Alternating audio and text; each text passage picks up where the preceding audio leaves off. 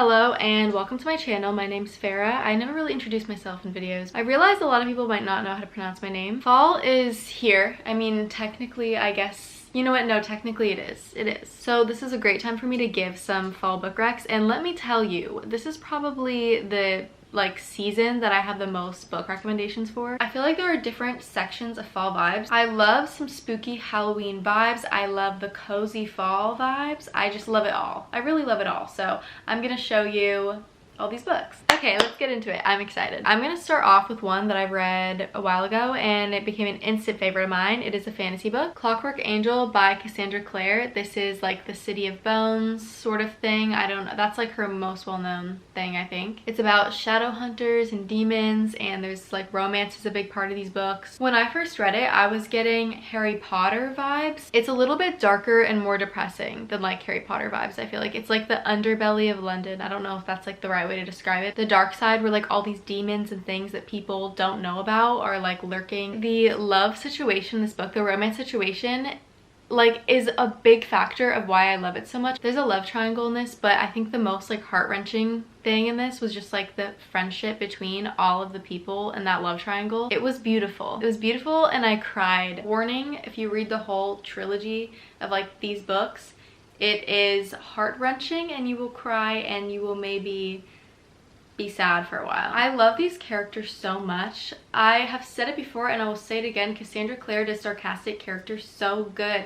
They're so funny. Like, I laugh so much at sarcastic humor. The Atlas 6. This is dark academia. It's kind of a found family situation. People have like powers in this book. They're recruited into this program by this one like mysterious man. He's like, come and protect the knowledge of the library, like come and live at the library and protect it because knowledge is like the most powerful thing. So they all start living together at this library. It's like a mix of like philosophy, magic, and science. It is kind of confusing at some points. I think that when I finished this, I'd said something along the lines of like, I will sell one of my organs for the next book so I could find out what happens between these two characters.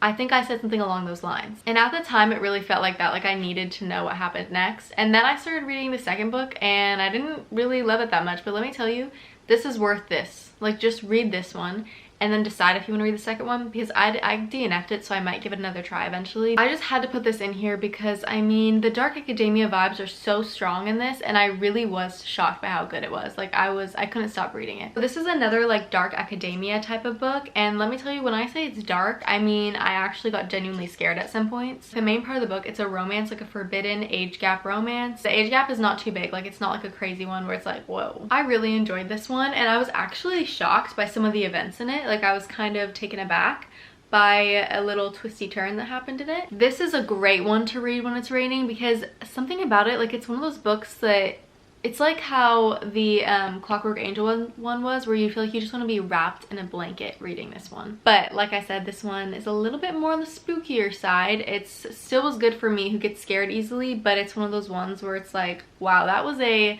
disturbing image that just popped into my head, but so worth that. The book is so worth that disturbing image. It's just kind of an interesting book because it's like dark academia and then it has magic in it, but then it's also like a mystery book, and then it also has like a forbidden romance that's really big at the center of it. Like that feels like it takes up most of the book, I would say. Definitely is spicy, so keep that in mind. Definitely an adult book. If you're looking for those spooky romantic vibes, I would 100% recommend Gothicana. Since I've already talked about 3 fantasy books, I'm going to talk about the rest of them and then I'll just get into like romance and then I'll get into thriller. Curse of the Wolf King, I think I would title this one maybe like a cozy fantasy or cozy fall vibes. It's basically just like a twist on the fairy tale The Beauty and the Beast. The main girl in it is held hostage. It's one of those, it's kind of, she's like a grumpy in a Grumpy Sunshine sort of situation, but he's also grumpy, but she's like more closed off to love. Both of the main characters have a lot of character development in these ones. This is just like a fun read for if you want some of those sort of fairy tale cozy fall vibes, but then you don't want like something too heavy or intense and you just want to like have fun with it. It's like fluffy and good. Kingdom of the Wicked. When I first started getting into reading again, this is one of the first books that I read, and I absolutely loved it. Like, I loved it so much, and I thought about it a lot. I could not wait for the second one.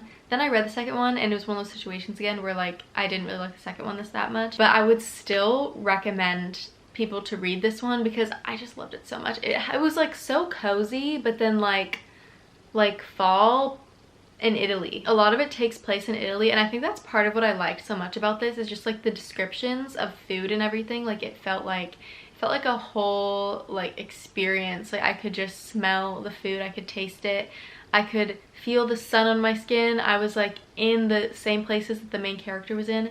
It just felt so immersive the way it was written. I thought the romance was amazing in this book. It was enemies to lovers, and there's just so much tension. The main girl in it is a witch, and she's trying to find her twin sister who disappeared, and she does this spell so that she could try and summon a demon to help her. She ends up summoning a prince of hell. She like summons him in this circle, and then he's like trapped there for like a little bit. It's like begrudging, but then he falls so hard, you know? Like I just love that. I love that vibe. So really enjoyed this one, and I'd recommend it. Super spooky, but in a cozy, fun way. Slight intermission to talk about two books that I read recently that are very much fall vibes. I just finished Night of the Witch. It's coming out October 3rd, and it's about like the witch trials, and it's a witch and hunter romance. It's not like historical fiction type of thing. It's more just like fantasy, but based off of that sort of circumstance where that's happening, and it has like real magic and stuff in it. The only thing about this one is by the end of the book I was kind of skimming, you know, like I was a little bit like okay, like let's get to it, because it's a pretty long book. It's like 400 pages long, and sometimes I can do that with a fantasy book, but with this one I was losing interest sometimes, but then I was also like couldn't put it down other times. I just felt like I had to talk about it because it's so witchy, like Halloween themed, and it was good. Like I think I would give it like a 3.7 stars, which is pretty good. It's just not like one where I'd be like, oh my god, this was so good when I'm done reading it. It's kind of like older YA for sure in some parts, but it feels like YA fantasy when you're reading it. So that's that. I just felt like it would be a crime if I didn't mention this one for like a fall book recommendation video. Next up is a romance book, Funny Feelings. I listened to this one as an audiobook, which, okay, I'm wondering if that might have dampened the experience for me slightly. I still really liked it enough to be like, okay, this is like almost a 4-star read for me, like 3.9. Sometimes I get really specific with my stars, but I feel like the scale just needs to be bigger. That book is about two comedians. Well, one of them, she's like a comedian starting out, like getting bigger, and then the guy is like a little bit older than her. He's like 10 years older than her. He's kind of stopped doing his comedian thing, but he starts managing her, and they're like best friends, and it's like a friends to lover situation. It's both like a really heartfelt romance, but then it's also pretty funny because the main characters are comedians, and she'll like be saying jokes, and I've actually like, was laughing out loud to a couple of them. I also feel like I learned a bit about like what it might be like to be a comedian, which was so interesting because I never really I've never like heard anyone talk about it like that. And they were talking about like therapy and stuff, and just like the downsides and the upsides to being a comedian, and like what it does for them and what it does for like the world in general. And I was like, wow, that's kind of beautiful. There's like some autumnal descriptions, and the pumpkin patch, the autumn fall vibes, they were there. The Dead Romantics, I was really excited to recommend this one because this one is one of my favorite books of the year. I just loved it so much. This is about a girl who can talk to ghosts, her editor who turns into a ghost because he gets hit by a car, and then they're like, they kind of have this whole like enemies thing going on where like they have this beef, not really beef, but like she has a problem with him. He's editing the book that she's writing. Long story short, he ends up showing up at her door as a ghost, and she's like, what the heck? I don't want to deal with this. So she tries to not deal with it, but then it ends up turning into something else where, you know, she maybe realizes that love is not dead after all. This was one of the most beautiful reads I have read. I feel like it's this author, Ashley Poston, I hope I'm saying her name right. She absolutely kills it. The quotes in this have brought me to tears. I don't know, it makes like the whole big like life death thing seem less scary somehow. It's also so romantic, and the romance and the love story is just like so beautiful, and I love her love interest that she writes. Like she does love interest so good. Her MCs are good too, but I usually like MCs, but love interest, it's like, I don't know, like I like my favorites are like specific kinds, like the vulnerable, like human kind who like feels like they're just like a real person, but they're just really nice and kind and funny, you know? Like that's how this one is. So the next book that I'm recommending is The 7-Year Slip, and this is by the same author. And again, she absolutely does so good with the quotes that make me feel a little bit emotional. They just, I don't know what it is about them. It just feels like I'm being wrapped up in like a hug, and I just am like, oh my god, life is so beautiful after I read her books. This is about a magical apartment that sometimes brings people in from the past or the future. This apartment changes to a different time, and then people cross paths who maybe would not have crossed paths otherwise. Such a creative idea. Like all of her ideas, I'm like, wow, this is amazing. This was a great idea. You go in between timelines of them back at the apartment and then them in the outside world when 7 years has passed. For one of them, 7 years has passed, and it's just so well done. The next couple of books I'm going to be talking about, I feel like I've talked about so much recently, so I'm going to try to keep it short and sweet for these ones. This is a YA fiction thriller mystery book, The Naturals. Found family, same sort of thing as the Atlas 6, where people with abilities are like recruited into this program, except these people don't have like magical abilities, but honestly their abilities are like so amazing that they could seem like magical. One girl is like a human lie detector, and she could see if people are lying. Like all of their abilities have to do with just finding out like things, being good in like an investigation. Cassie, the main girl in this, joins because she lost her mother in like a cold case. Her mom got murdered and she doesn't know who did it. She's like, okay, yes, I will join this program. Everything ends up going sideways because she ends up being targeted by the serial killer. There's also a love triangle, which was one of my favorite parts, obviously, and I really loved the love triangle a lot. Next up, same sort of vibe, A Good Girl's Guide, A Good Girl's Guide to Murder. The main character in this is named Pip, and she's doing a project, like a school project, where she's trying to solve a cold case. There's this girl from their school who was killed like 5 years ago, I believe, and they all think it was this one guy who killed her, who was her boyfriend at the time, but Pip knew them, or knew the guy, kind of, and she like did not think, she was like, what if it wasn't him? Like, I don't really think it was him. She just wanted to kind of investigate herself and see if she could figure out anything that maybe the authorities have missed,